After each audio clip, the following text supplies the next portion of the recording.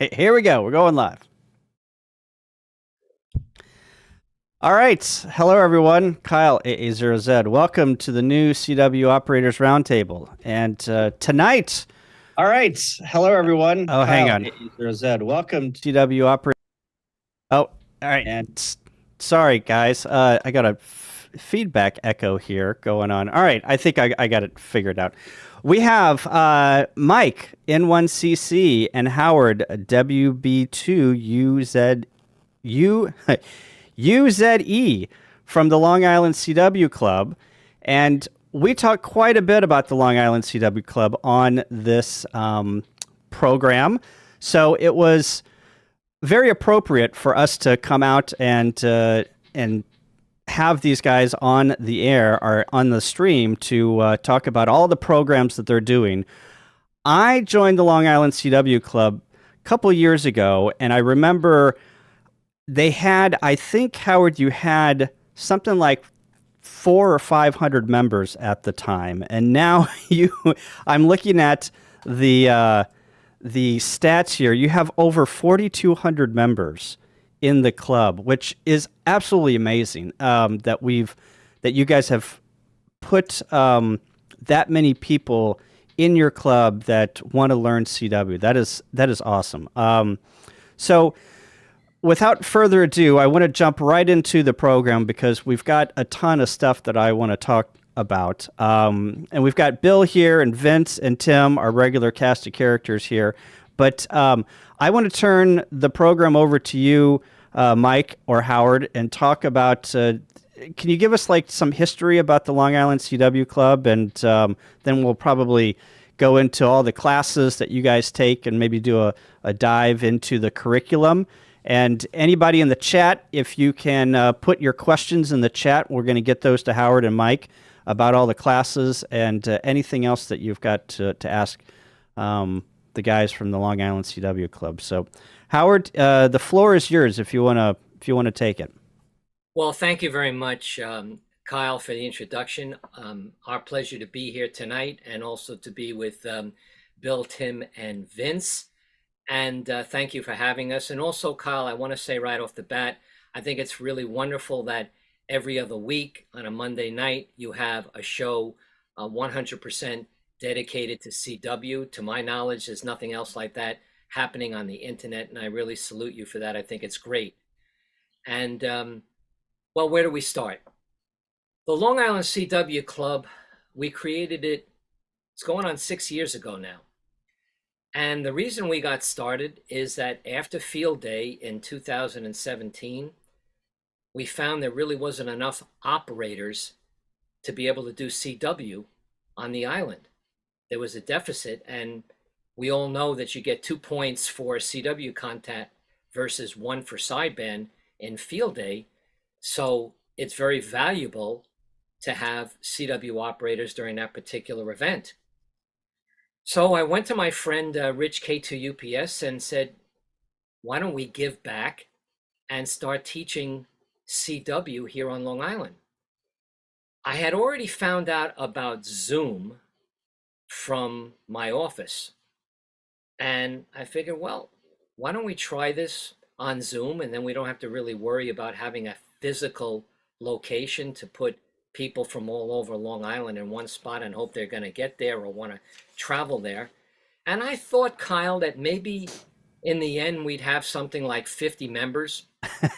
So I went around and I strong-armed the 3 largest clubs on Long Island, of which I was a member of, and begged those guys to become members. And I thought we'd be done at about 50 or 52 members. And here we are today in 2023. We have over 4,200 members in 53 countries in all 50 states. And we run 95 classes a week with forums just about every day on topics related to amateur radio. And we also teach kids. We've been teaching kids since the COVID lockdown. We taught over 400 kids. And we also have programs we're very proud of for the handicapped. And we're very much champions of people who have visual problems and also hearing problems. So the club is grown into that. At what point did you say to your who was the other person that you Rich, K2 Rich? UPS. Yeah. At what point did you say to Rich, "I think we've got something"? Was there an aha moment?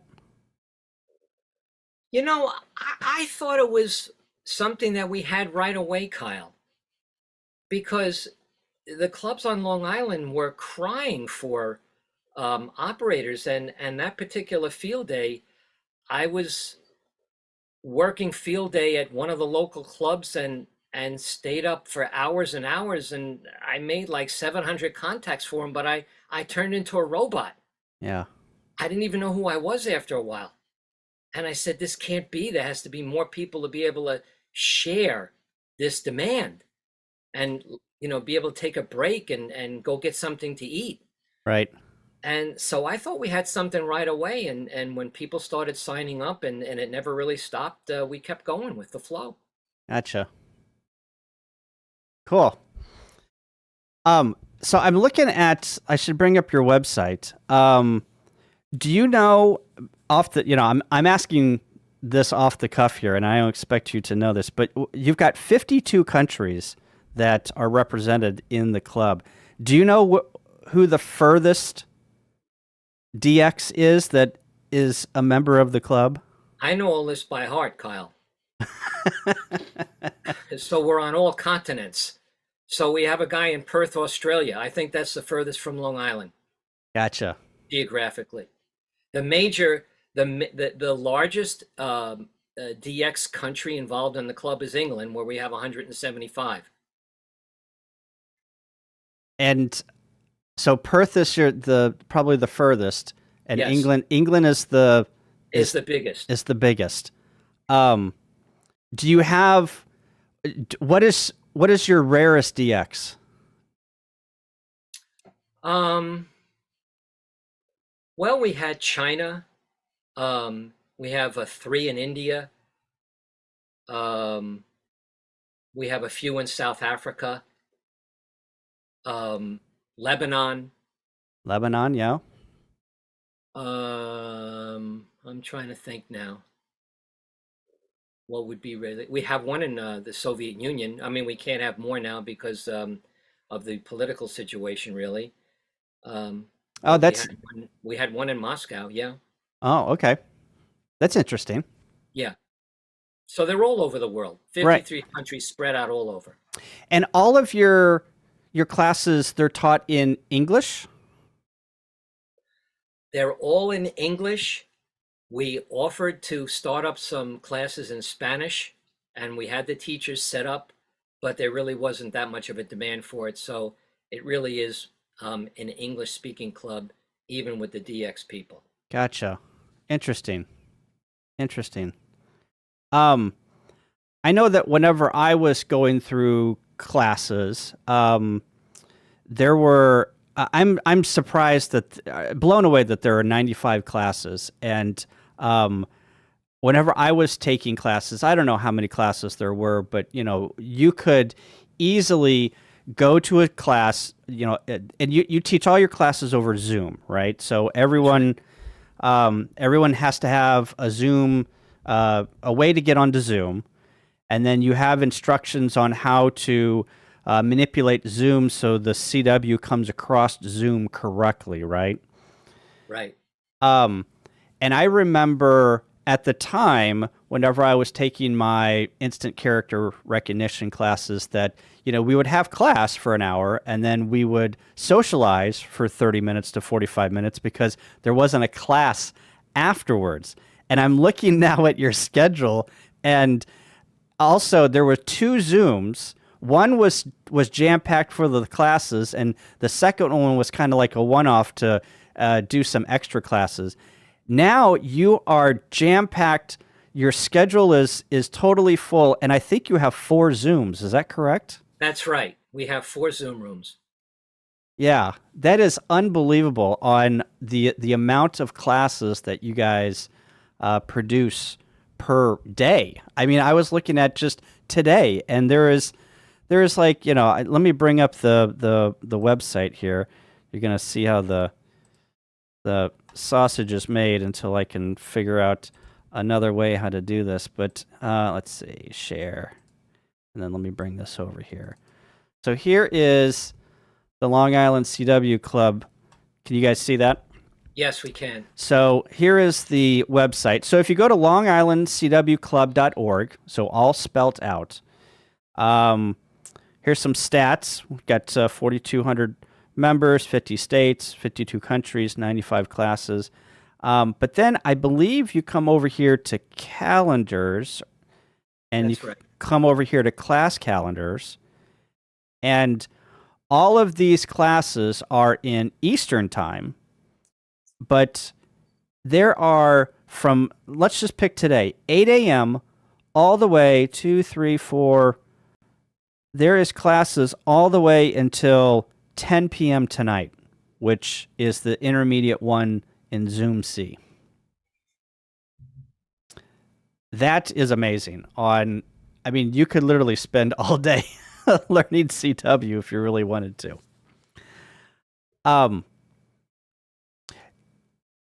Also, whenever I was going through the classes, you guys were using the Koch method, right, to teach. And I think that, tell me a little bit about this new carousel classes that you guys have created to get people up to speed on all their characters and numbers. Well, we'll turn that over to Mike N1CC now. Mike, why don't you explain how we used to teach and why we changed and what we're doing now? Tell us why it's called a carousel, too. Yeah. Okay, well, we were curious. There were 3 recurring questions that pop up on Groups.io almost every week. One of them had to do with class resets. Students, they join the club and they want to start right away. But at the time, we had a linear curriculum. And we would encourage them to start whenever they want, but there was some discussion that if you didn't start at the beginning, that wasn't really optimum. A second question had to do, and you mentioned the Koch sequence. We didn't know what the origins of the so-called Koch sequence, KMRSU, were, and we wanted to research that. And the last question had to do with the use of a high degree of Farnsworth spacing. At the time, we were teaching at a 20 word per minute character speed, with Farnsworth bringing the effective speed down to 5 words a minute. And we didn't know if that was really the most effective way for initial learning of CW. So we decided to research, and we started doing a lot of reading of historical documents. And admittedly, a lot of the documents weren't necessarily geared toward what we were looking at, but a few of them were. Of particular interest was the 1936 report by Koch, and also the 1943 doctoral thesis by Donald Taylor at Harvard. And there were others as well. There was Lippmann, Beagle, Thurstone. These were all very important works doing research into learning CW. And we learned quite a bit in all of that. The first question that we were able to answer was this character sequence that is commonly referred to as the Koch sequence, KMRSU. Well, it turned out Koch never used that, had nothing to do with him.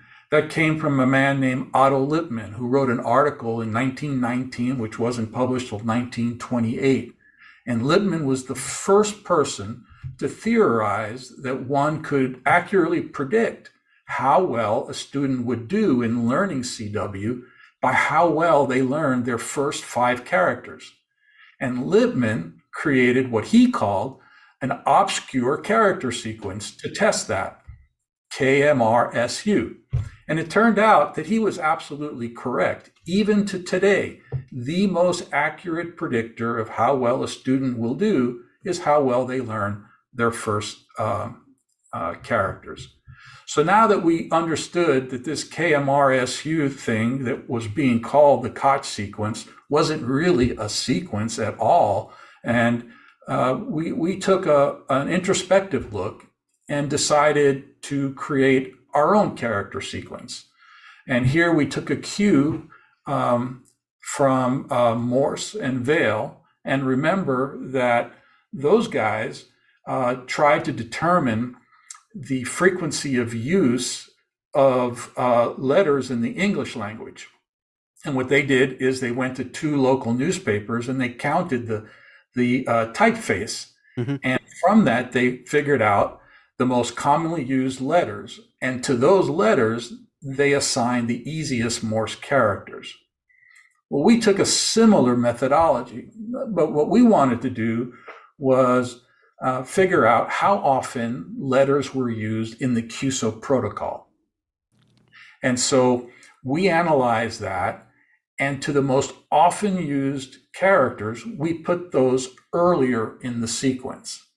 Gotcha. So Okay. we created the LICW sequence based on how often characters are used in the QSO protocol. Now that we had a sequence, we needed to figure out how to flow out the curriculum.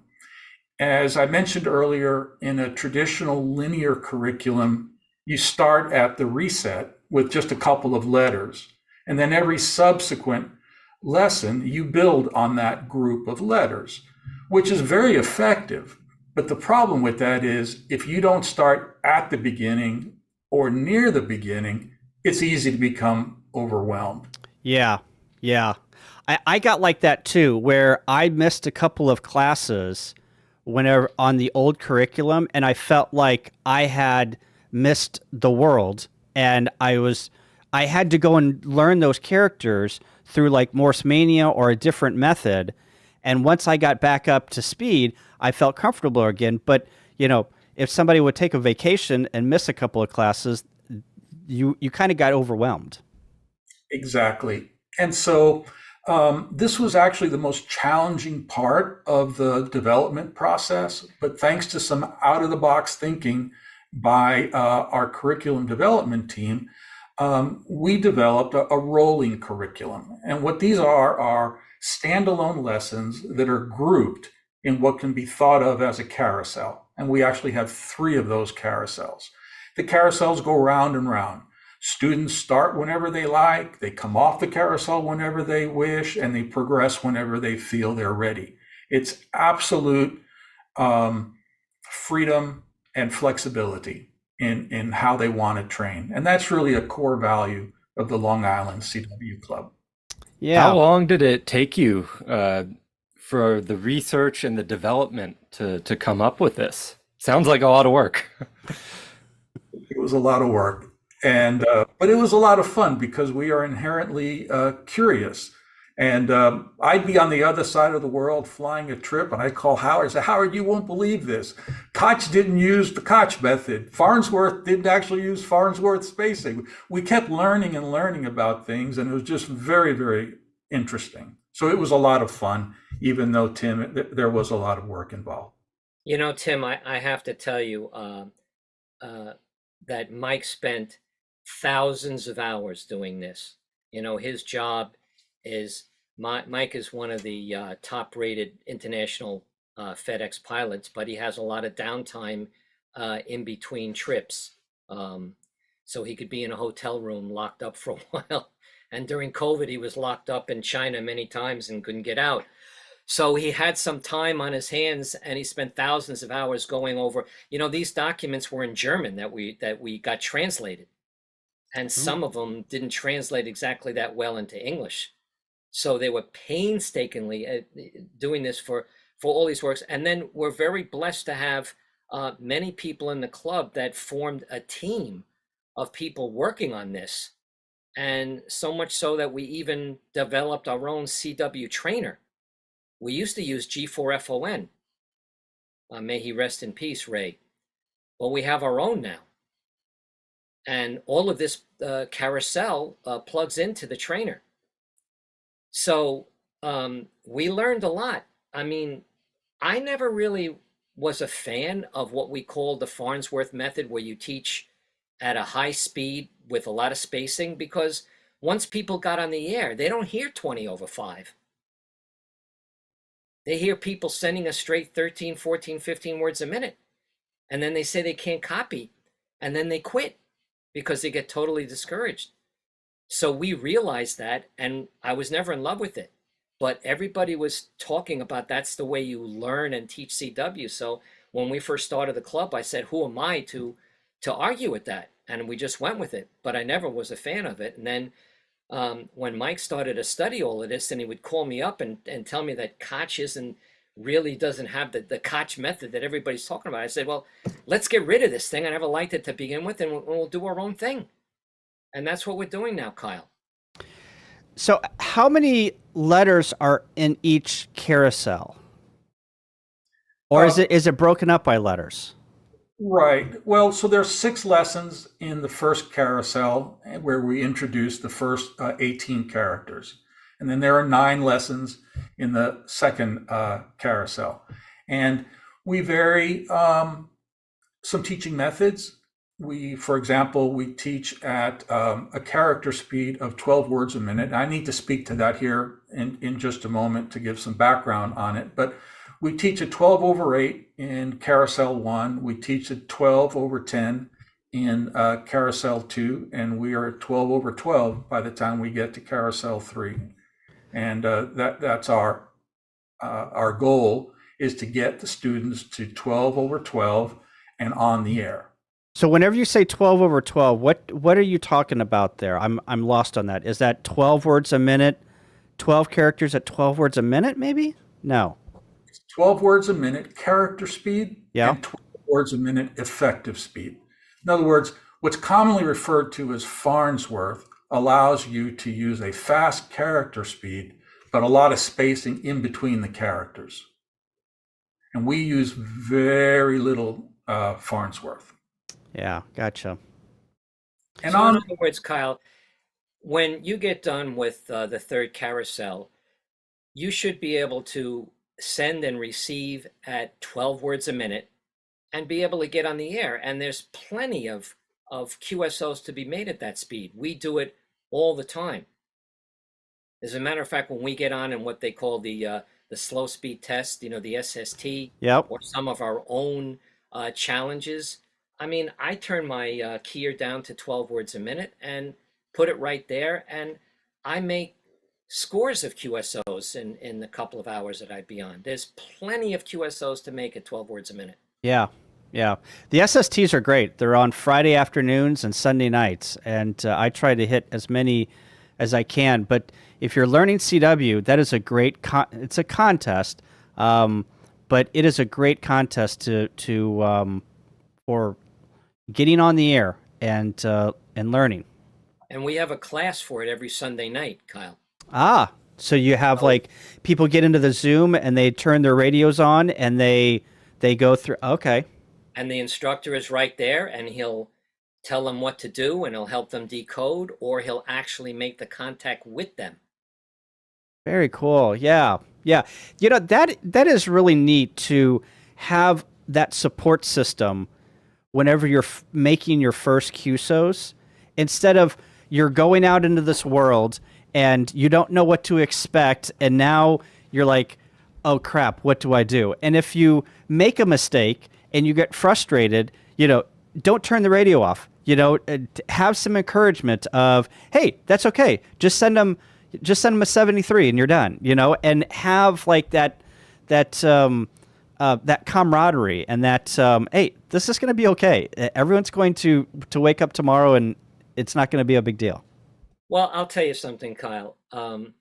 One thing that I learned very early with the CW Club is that there is a real fear of getting on the air with CW that runs very deep with students. Yeah. And we decided to gear the entire focus of our club to combat that. So how do you do that? Well, you encourage people. We never criticize anybody. And we have many classes that actually will be like we're just sitting right next to you, but we're on Zoom. And everybody gets on the same frequency. We listen to the same station. You're told by the instructor when to send, what to do, what's going on. So you never have to worry about, decoding or getting nervous. And slowly but surely, if we break down these fearful walls, people eventually take the plunge and they get on the air, and they're absolutely thrilled to make their first QSO. They make their first QSO. They get all types of congratulations on Groups IO. They get a certificate in writing from the club, and then they're off to the races, and they never look back. Yeah. Yeah. Making that first QSO is the toughest. And then before you know it, you're 500 or 1,000 in. And, I remember whenever we were on this POTA rove, I was doing some CW POTA last week. I went to New England and did a 9-state POTA rove. And I kept messing up. And Jason, I was with KC5HWB, he leans over to the park bench. He goes, "Aren't you afraid of all these mistakes you're making?" And I'm just like, it just goes with the par with the course. And I had good days and I had bad days.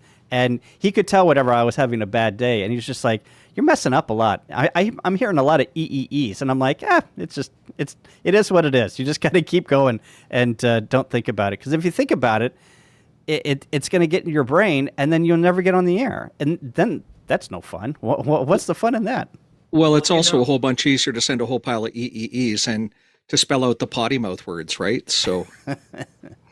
Well, I'll tell you, I was talking about this with Mike tonight. We teach that you shouldn't send any of those EEEs. You just keep going. You just keep going, yeah. Unless the word that you sent is a fatal mistake that you really think this guy is never going to understand what you're saying, then just send the word again. That's the professional thing to do.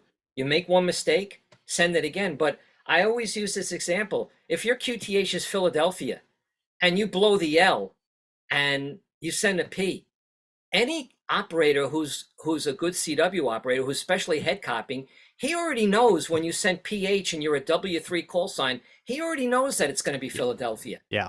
I don't care how you spell it after that. Yeah. So why stop in the middle, send 7 E's, and then interrupt the guy's decoding process in his head, where he's got to pause the flow and then send it again. You don't have to. Keep going. Yeah. You make a mistake, you keep going. There's no such thing as being sorry in CW. One thing we never allow anybody to say in the Long Island CW Club is "I'm sorry." Yeah. You're not supposed to say, "Yeah, I'm sorry" when I'm sending. "Oh, I'm sorry. I made a mistake. I'm sorry." Yep. C. Birchfield, this is so true. He was commenting on another comment that I had sent him, but he basically says, "I need to learn at over 15 words per minute not to count dits or das, so I hear the sounds more than the count." Yes, you're hearing the sound. Let me talk 1 minute, if you don't mind, about counting, because this comes up all the time. Yep. All the time, Kyle. Everybody who learns CW by a method they think wasn't right, when they join the club, they say, "Oh, I'm counting. I'm counting. I'm never going to learn CW." I count, but I count visually. I count over 20 words a minute. I count, and I look at the CW in 5 different ways. And one of them is I love to visually count the dots and dashes in my mind. There's nothing wrong with counting. If somebody's counting, we'll use it when we head copy over 20 words a minute. So if there's anybody listening to the broadcast tonight, if you're counting, it's okay. Don't worry about it. Don't get discouraged, and don't be hung up about it. Yeah. Everybody counts. If I could jump in here really quick, we talked a lot about what wasn't Koch. I think it's really important to talk about what Koch really was and what the essence of the report, which is now the essence of the LICW Beginner's Carousel. Koch was all about teaching the characters as single acoustic shapes, a single sound. Another way of saying that is not counting dits and das. But he did a full third of his report was on this particular subject.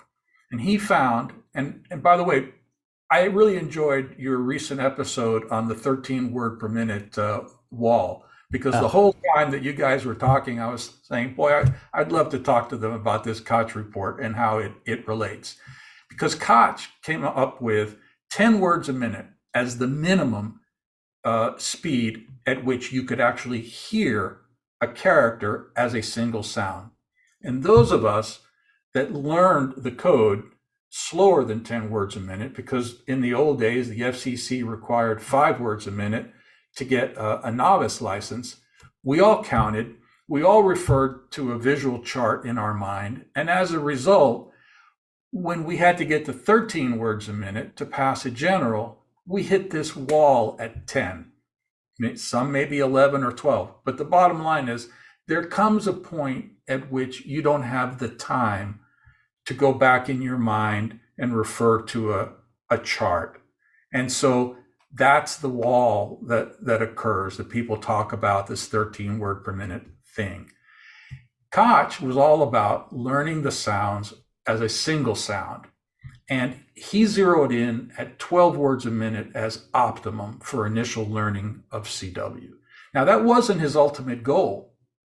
He got his student proficient at 12 words a minute, and then he ramped them up toward 20. And that seemed very consistent with our mantra of preparing students to get on the air. Because when they get on the air, as Howard just said, there's no Farnsworth on there. They're not going to be hearing 20 over 5. Most of the QSOs out there are 12, 13 words a minute. You can work the world and have a great time in this hobby working at 12, 13 words a minute. So that's how we teach. Yeah. There was a question up here that Grayman Poda says, let me click on it here. Hang on. Where is it? I got it here. I got it. You got it. You go. I got it. Question for Howard or Mike. Can he describe how they work with students with hearing disabilities? I have problems in the past working in a group with the audio over Zoom. That's a great question. Well, we care very deeply about, people that have handicaps and that are not as fortunate as the majority of us. And we actually made, I don't know if you know this, Kyle, we invented a device that delivers vibrational CW to the palm of your hand. It actually decodes the CW from the radio and gives it in vibrations to your hand haptically, just the way a cell phone will vibrate. Really? Huh, And that is amazing. the device is available. It's even patent pending at this point. That's how serious we took it. And you can see it on our website under students with impairments. So if you're having a hearing problem to that viewer, and it's not a Zoom problem, you might be interested in that particular device, and it works very well. But if it is a Zoom problem, we have plenty of people in the club that can help you get that to the point where you'll be able to hear better and also be heard better when you're sending. There's certain things you have to check depending on your Zoom edition. There it is, the device. And if you just hit the play button, you'll be able to see, the device and how it works. We call it good vibrations. So there it is on the right, and you put your hand on top of that blue button there, and you'll feel the CW in the palm of your hands. Also, lights will go off at the same time, so you can see the CW visually. So it's a very good aid in both visual ways and sensually. Wow. Yeah, The that's link is in the chat to that product. very good. Cool. And then is it the... Yeah, okay. Tonight, first Monday of every month, we have a Hams with Disability session specifically for our members of any kind of disabilities to get together and talk about their challenges, what's working, and how the club can better serve them. Yeah, 7 o'clock Eastern on Monday nights. Zoom C, it looks like. Yeah. That's right. And we have worked very diligently to make our Morse practice page accessible to blind hams using screen readers. All of our training guides have been optimized for screen readers. So we try and make the club as accessible and welcoming a place as possible for hams with disabilities. Yeah, very cool. So I hope we answered that gentleman's question. Yeah, Gray Man, if you got a follow-up question, put it in the chat there. I noticed that, there. Can you talk one about the youth program, and then also looks like there are some YL classes here that you guys offer too. The YL program, it was very important to us to have a club that was welcoming and safe enough to be able to attract the YL community.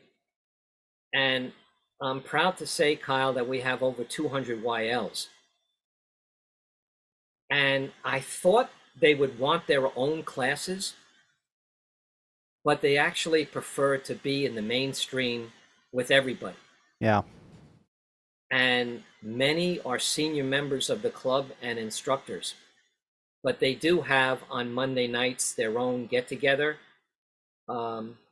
and that's only for YLs. Now, the kids program got started during COVID when they were all locked down and nobody was really attending school. And since that particular time, we've taught probably at this point, I haven't totaled up recently, it's probably close to 500 students. And at any given time, worldwide, we have about 20 students learning CW with us. As a matter of fact, right now we have 2 that just joined us from Hungary. Oh, wow. With their parents that are ham radio operators too. So we're very proud about that. And they learn very quick. If you ever sat in on these classes, they're amazing. What would take an adult, let's say 3 to 4 months to get through the carousel, they'll do in 1 month. Yeah. Very fast learners, and we have them as young as 5 years old. Some of them have gotten their generals and extras, and we're very proud about that. I was at a camp out over the summer, and I was teaching a 14-year-old Morse code because he was into sci-fi and whatnot. And I printed out, I knew that he was into coding and cryptic stuff and whatnot. So I printed out the Morse code sheet with all of the phonetics and whatnot, and gave it to him on a Thursday. On Sunday, he was sending his name and my call sign on CW faster than I could. And he was sending just random stuff. And I'm like, what did you send? And he was going faster than I could decode it. And he was like, oh, I sent my friend Bill, or, whatever. And I was just like, I was blown away on how it literally took him a weekend to do that. And they're just sponges, right? You probably know of Jenna N4JEH. I do. I met her at Huntsville. Right. So Jenna started with us when she was 17. By 19, she sends and receives in the 60 or 70 word a minute range. Yeah. She went over to the N3NZ key booth and was testing out paddles, and I went over and introduced myself, and the person that she was with, she's like, turn the speed up. And she was sending at, 50 words a minute. And the N3ZN was there, Tony, and he was just like looking at her like, oh my gosh, this is unbelievable. Yeah, unbelievable sponges when they're young, and it's great. Look, years ago, I started out when I was 13 in 1965.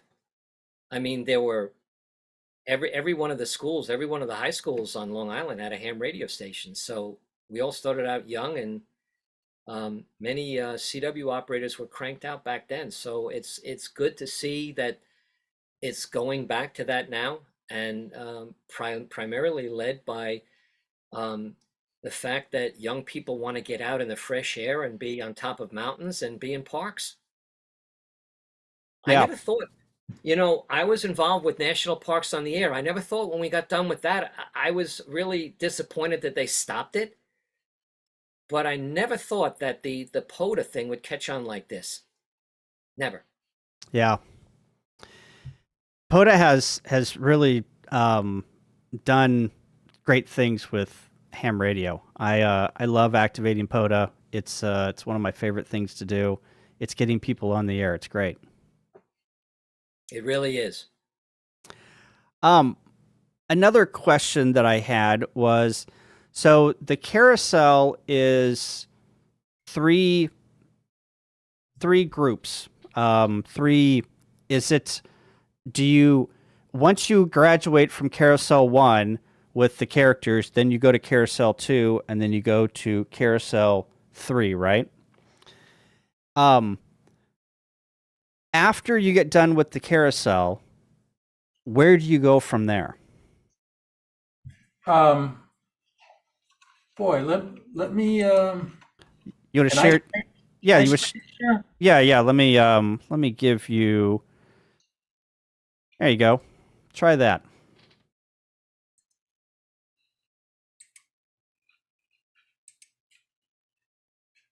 This is our academic flow, and the red dot, the red arrow, is a beginner to the club, and they enter the beginner's flow, which are our intro classes that teach us about the club. Then you got carousel 1, 2, and 3. Now you're on the air. And then that takes you straight over into our intermediate flow. And in intermediate, you'll notice that in addition to speed targets, we list our objectives differently because speed is not really an accurate way of describing proficiency.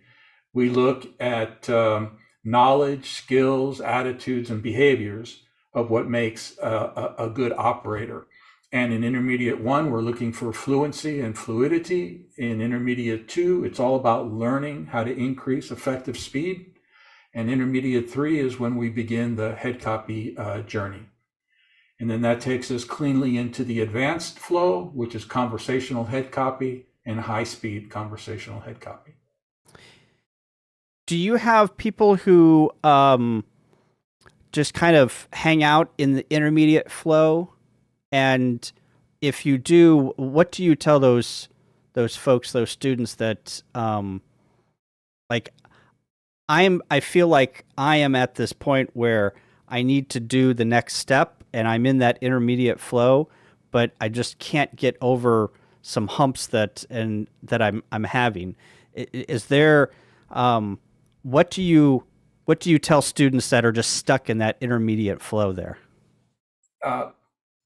Kyle, again, that episode that you did with the 13 word per minute hump and talking about plateaus and whatnot was very, very informative.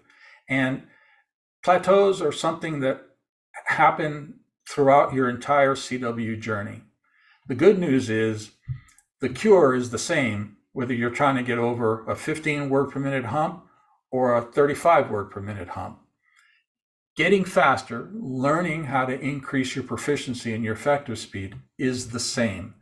And some people are not willing to do it because it requires pushing beyond your limits in order to raise your limits.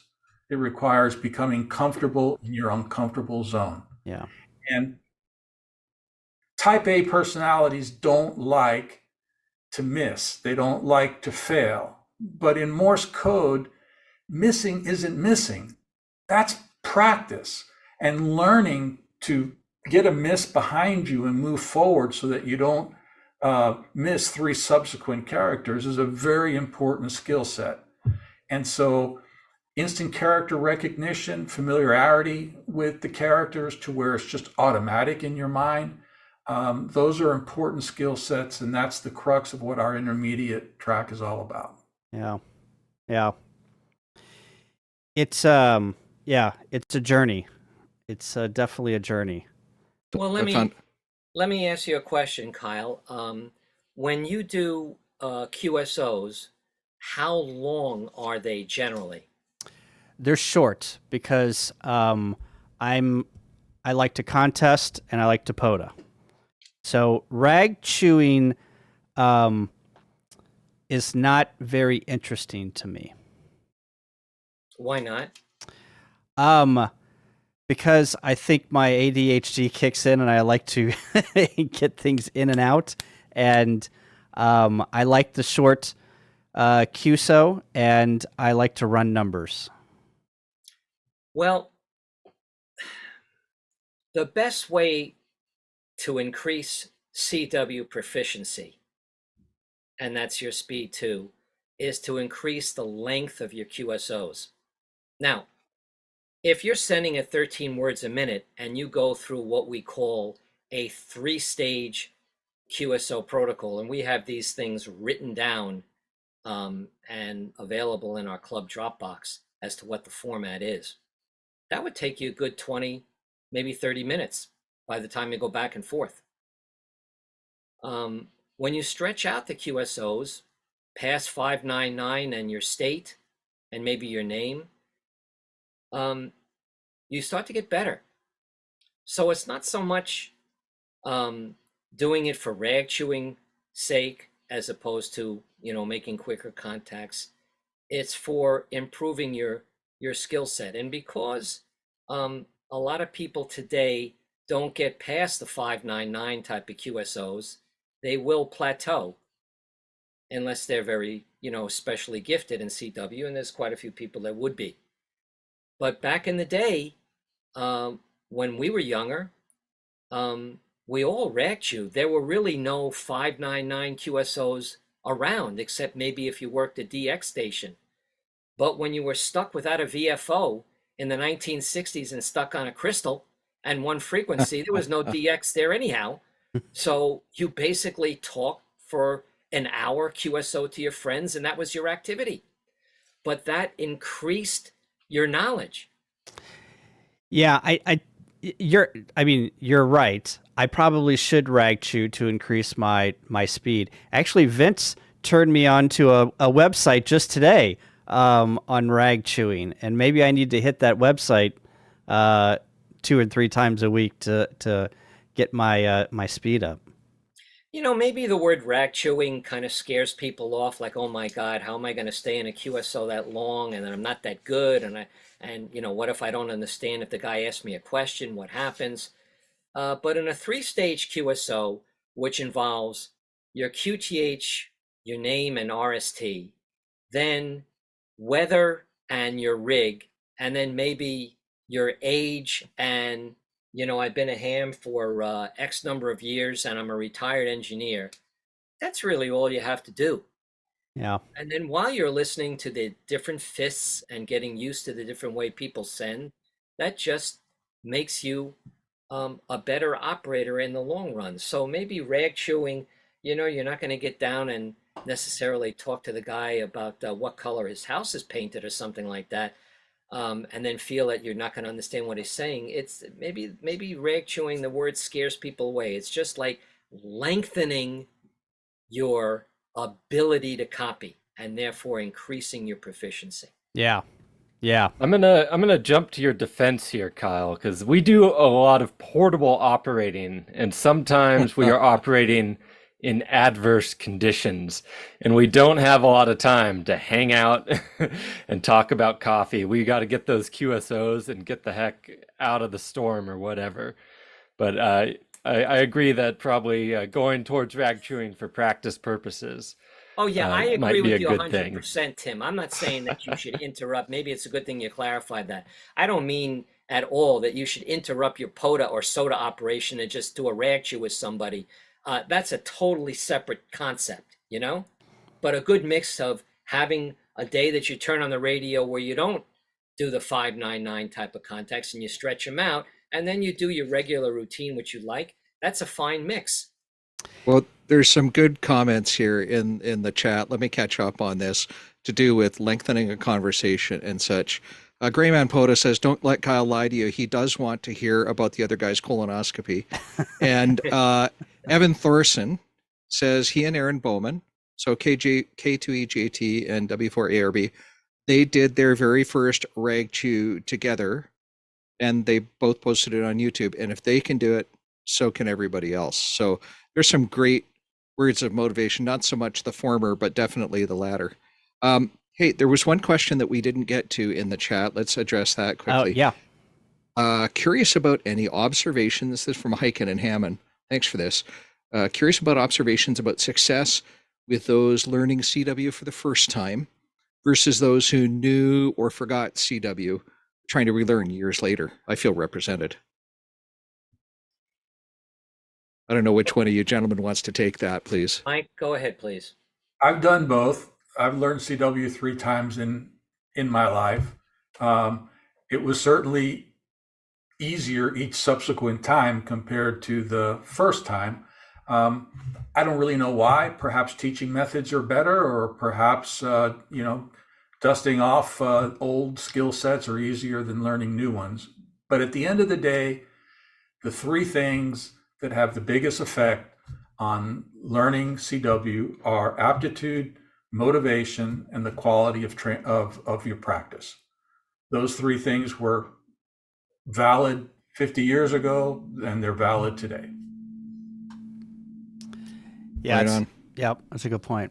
You know, Now- I think out of those 3 characteristics, motivation is the key. If this is something you want, Vince, then you're going to Yep. do it. It's like everything else in life. Yep. If Absolutely. you practice, I remember, we had 5 kids, right? Some were involved in sports, and in basketball, if you want to be a good basketball player, you got to practice constantly. You got to practice. If you don't practice, then you'll get bypassed by somebody who is practicing, and they're going to start, and you'll sit on the bench. And I found that to be true. Sorry, Howard, go ahead. yeah, it's so basically, if this is something you want and CW is important to you, I don't really think it makes a difference if you learned it when you were 20 and now you're 70 and you're coming back to it. If you want it, you'll do it, and we have the structure to be able to get you there. Something I think is true. It goes to what Mike said. I figured this out in my head when I was teaching people to do what I do. You need time, motivation, and money. You need at least 2 of those 3 at all times. And motivation is the big factor. A person who's motivated. And then later, when I was raising kids, I came up with the hardest thing to do is the thing you don't want to do. Yeah. No matter what it is, it's the hardest thing to do is the thing you don't want to do. If you want to do it, you'll bury it. You'll be on top of it. So finding a reason to say for the subject rag chew, finding a reason to rag chew, practice, like for instance, practicing with other members of the LICW club when I used to be there. That was my reason. That's what we're doing. We're doing this protocol. So I need to be on top of this and pay attention. And so again, it's what Mike said. And so it's, as far as money, it's resources, time, and motivation. And Yeah. time works out to be the practice and the place to practice the resource. So it's definitely all these things are doable if you want them. Well, Kyle, I've been watching the chat here, and I'd like to shower Long Island CW Club with some accolades for a moment, if I may.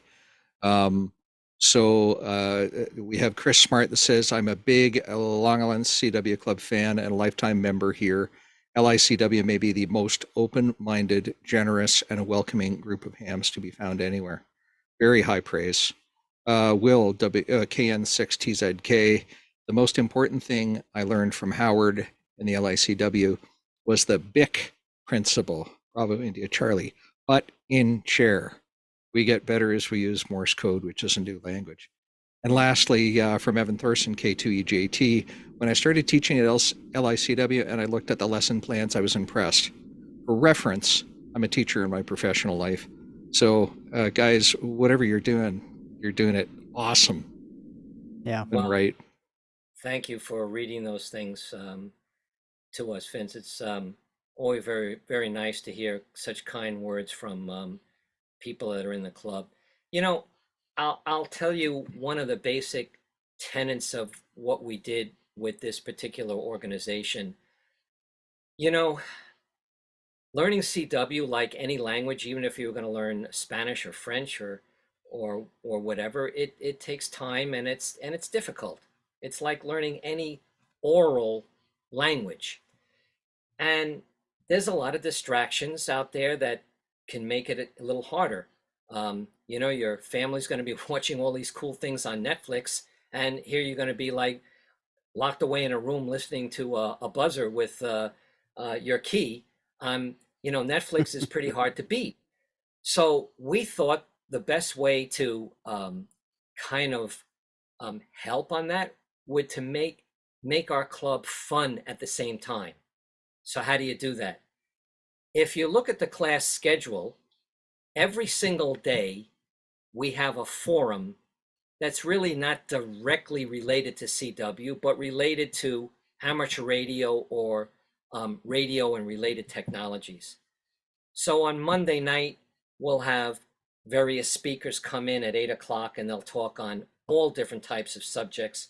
We've had anything from finding Amelia Earhart to underseas cables, the history of that, of, you know, the first underseas cables in the Atlantic, to somebody came in and talked about SETI exploration. So we have those things. On Wednesday, we have a CW makers group where they build things together and talk about building QRP and every other type of equipment, or even just how to solder. Saturday, we have the Portable Operations Forum. Every Saturday morning at 11 o'clock, we have outside speakers coming in and speaking about POTA and SOTA and everything under the sun related to portable operations. And then at 1 o'clock, we have the Boat Anchor Forum, which goes over vintage gear, and we have people coming in talking about that. So every day we have something like that. On Sunday, we have an antenna forum. We have forums teaching people how to send. And on Tuesday afternoon, we have Wild About Bugs, where they just talk about bugs and then bring in people that have unbelievable key collections to demonstrate all about that. So that's also filling up the 95 classes. So it's, Kyle, 95 classes and forums per week. So it isn't just rote and straight learning of CW that's available in this particular organization. It's all of that, and it's a place to meet friends and to make friends. The last time I was coming, there was also 3D printing. You still have the 3D printing? Yeah, they still have 3D printing on Very Sundays. popular. Yep, still Here's there. something I wanted to bring up that hasn't been mentioned that is important. The Long Island CW Club is a place to learn plenty of classes, but it's also a club. You get to know people. People get to know you. People, they care. Well, you know what I mean. People, you miss somebody when they don't show up, and you're glad to see somebody. Like I saw Howard and Mike, and I went, "Hey guys!" It's not just a scheduled set of classes that ends and you go about your way. It's a club. It's a place. It is. There's a certain level of it's a place to hang out and get to know people, establish relationships. Yeah, that's great. Don says Long Island CW Club has become my social outlet. Yeah. Yeah, whenever I was taking classes, and I should get back into getting into the intermediate classes, but whenever I was learning CW, if somebody was not there during one of our classes, we noticed. And, you know, they would send out an email, or somebody would send out an email and say, "Hey, Tim, you okay? You missed a couple of classes." "Oh yeah, I was on vacation, and work was hard last week. I'll get back into it in this week." There was a lot of camaraderie there. So yeah. Well, I'll tell you something, and Bill and Mike knows this. One of the reasons I have trouble doing my class again is because one person that was in that class, who was helping me and I got very close with, is not well now, and I miss her so dearly that it's hard for me to even do the class without her. And Yeah. that's how close we've become in that club. Yeah. Yeah. I can't even do it without her. Yeah. It is a great club. I wish I had more time to spend in the classes, but like you said, Howard, or maybe it was Mike, if you want to do it, you'll make time for it, right? You make time for the stuff that you care about. And I need to get back into it and take some more classes. We always hear people say, "I don't have time for that." And what they're really saying is, it's not my most important thing right now. Right. And Yep. when it becomes your most important thing, you'll make that time for it. You'll make time for it. Yep. Absolutely. Absolutely, Vince. We're coming up at the top of the hour. There was a couple more questions that I wanted to get to real fast, and then we'll have Mike and Howard give the last word here. James asks, and this could be a loaded question, so maybe we need to table this for next week, or James, maybe you can email us off stream. James asks, "What's the best type of key or keyer to start?" And that's a loaded question there, buddy. But I'm surprised it took us an hour to get there. that has got a million different answers. Howard, if you were going to pick a key and a keyer, and I'll let Mike answer too. If you were going to pick one of those, what would it be?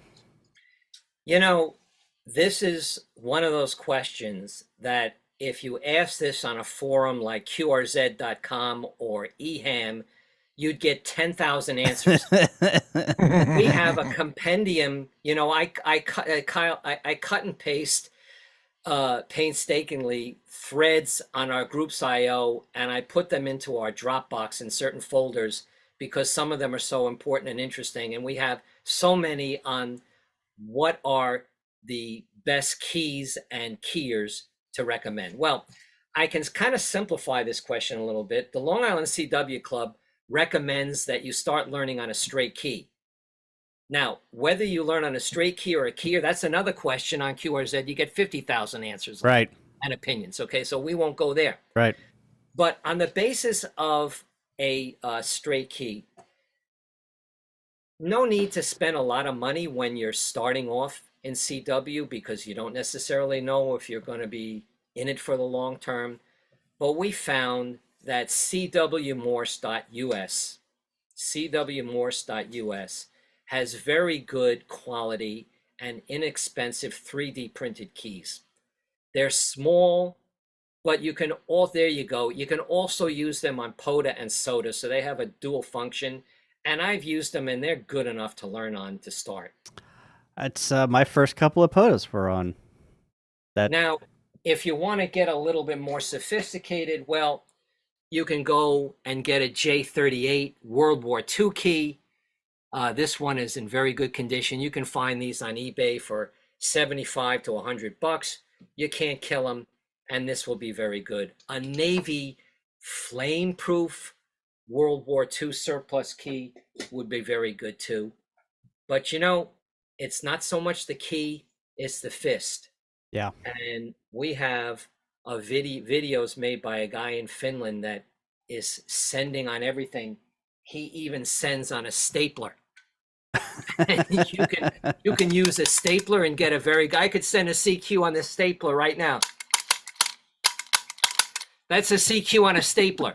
So what does it really mean what you have, right? Yeah. He hooked up a can of chopped liver, and he took a spoon, and since chopped liver can conduct electricity, he was banging out a CQ on in a perfect fist. So it doesn't really matter so much, in my opinion, what the key is. It's your fist. That would be a great video. POTA activation activated on chopped liver. We have that in our YouTube channel. If you go to the Long Island CW Club YouTube channel, you'll see the 60 different objects that this guy used to. I mean, he would take something like this, anything that moves. I think he even took like this hole puncher. Yeah. And this thing too, you know, he can move it to send. That's great. If I could jump in on Yeah, this, I won't get into a key type or anything because Howard just covered that brilliantly. But I will say that learning to send is an integral part of learning to receive CW. We have sending integrated into every carousel lesson. Even on day one, when you don't have a key, we do code talking where you verbalize what you're hearing. And that's a window into the mind. It lets us see and hear whether the student is really perceiving a character as a single acoustic sound or whether they're broken up into elements. And so very, very important sending. Mike N8YO says, for those of us who have been operating CW for a while, is there a good criteria for whether we should go to intermediate or advanced class or just show up and see if it fits? That's an excellent question. Go ahead, Mike. LICW is all about flexibility in the student experience. Go to all of them and find where you feel challenged, right? We want you into that learning zone where you're missing about 30%. And if you're challenging yourself to that level, then you're in the right place and you can adjust where in the class structure you want to be. Gotcha. Yeah, and there's no signing up. There's no signing up for any classes. Everything has got rolling admissions. So if you want to go into the intermediate class, just go. If you don't like it, it's too slow for you, then go to the advanced class or do them all. Back when I was showed up more often, there'd always be one person who showed up and didn't turn their camera on. And they were I called them the lurker. They'd lurk and listen. And no, that was perfectly okay. When that person showed up 2 or 3 times, the instructor would say, "Hey, Bill, I see you out there. You turn your camera on. You get your you get your cure ready, But lurking to see what was going on was perfectly acceptable. I'm sure it still is.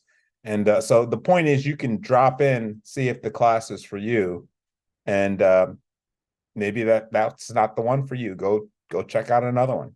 Yeah. Well, of course, and in my particular class that I was teaching for many years, it was the DXQSO class, and I used to come to that, Bill, all the time. There were many students that came into that class that put audit on their Zoom screen next to their name. Audit, meaning they just wanted to see. I can't tell you how many people made multiple first QSOs that first day that they came with that audit, Yeah. they came into my class with that audit sign. That meant they were ready to go. I said, "Can you send your call sign?" The answer was yes. "Can you send 599?" The answer was yes. Then you're ready. Yeah. And they did it. Yeah. Yeah. Very good. Well, I learned a ton. I don't know about everyone in the chat, but this was very informative. The Long Island CW Club it's the same club, but it is so much more than whenever I was participating actively in it. And I had no idea that all of the classes existed. So I'm now excited about looking at the class schedule and seeing where I can fit in. And maybe I can get over, as this Mike says, this mental hump that I have that I need to branch out, and I need to rag chew, like Howard says. I probably need to rag chew and get my speed up. But this has been very informative. Howard, thank you. Mike, thank you. I want to thank you for your time and all the things that you've done for CW. Any last words for us as we depart here? Well, once again, I want to thank you for having this venue here, Kyle. I think it's wonderful. It reaches out to people. It shows people that they don't have to be afraid to get on the air with CW. That there are plenty of people that they can become friendly with that will help them and show them the way to get there. And the fact that you do this every couple of weeks, I think, is just wonderful, and I salute you for that. So thank you for having us. It's also been great to see you again, Bill. I've been missing you. Tim, very nice to see you for the first time. Vince, good to be on a show with you again. And for everybody that was in the chat, if we missed you and you'd like to reach out, just come to our website and there's a contact email, and we'll answer you within 24 hours. Mike? Thanks for having us, guys. I really appreciate what you're doing for the CW community, and it was an honor to be here and visit with you guys. It was a lot of fun. It was great. I learned. The reason why we have people like you guys on is to teach us and to mentor us and to motivate us, and it's great whenever we can do that in this stream. It's awesome. Next Monday we've got Evan.